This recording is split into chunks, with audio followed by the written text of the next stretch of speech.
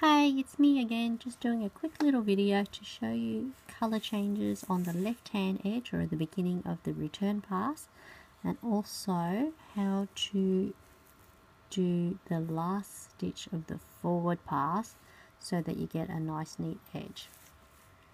When you have completed your forward pass on the foundation row, you need to use a stitch marker to identify the V loop on the left hand edge so that you can easily find it to insert your hook when you've done your next forward pass. The easiest way to do it is to begin your yarn over or do your yarn over. Now the two strands that you want to get are the front strand of the last loop and the back strand of the working yarn. So if you stick a stitch marker through those two, or grabbing those two strands, then you'll be able to easily find the right place to put your hook when you finish your next forward pass.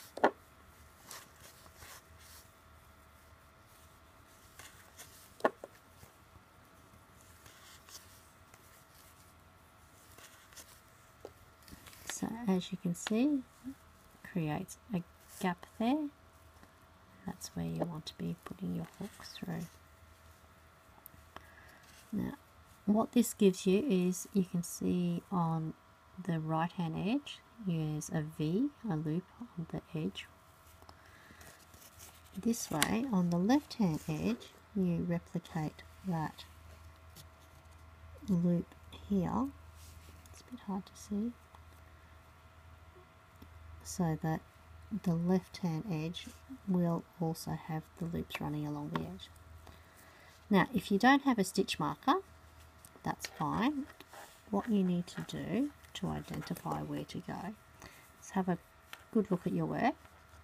So you can see all the verticals along the front, and this is the last vertical. If you follow that vertical down and then back up again, those are the two strands that you need to work behind. So that's where you put your hook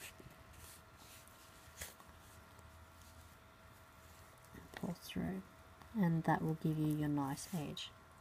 Now when you're changing colours on the left hand side or the beginning of the return pass, in order to replicate that edge, all you need to do is move your working tail of your old colour to the front of the hook,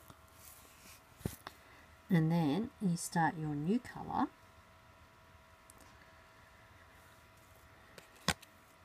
You pass it under your tail through your first loop, which is your chain one, yarn over, pull through two, and across to the end of the row. Now, you may need to tighten the tail there just to reduce the size of that loop.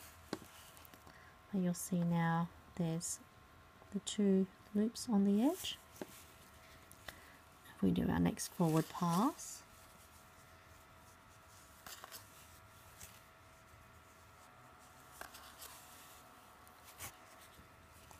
and then we insert our hook behind the V, and then move the tail to the front of the hook, change back to our old colour, pull that under the tail and through the first loop, which is your chain one, then yarn over and pull through two all the way across. Now you'll see along this edge now, you'll have your lovely little loops. And with the colour changes, you can really easily see those loops on the end so that you can insert your hook into the last stitch without having to worry about using a stitch marker to mark it. It's more so when you're doing the single colours that you need the stitch marker. So again, under the two strands, that creates your lovely edges. Hope that helps.